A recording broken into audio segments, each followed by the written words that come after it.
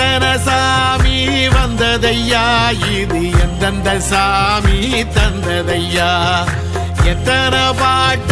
சொன்னதையா, அத சுத்துற பூமி கண்டதையா, அடிச்சு வீசும் காத்துலையும் அந்த தகப்பனாச சுத்துதையா,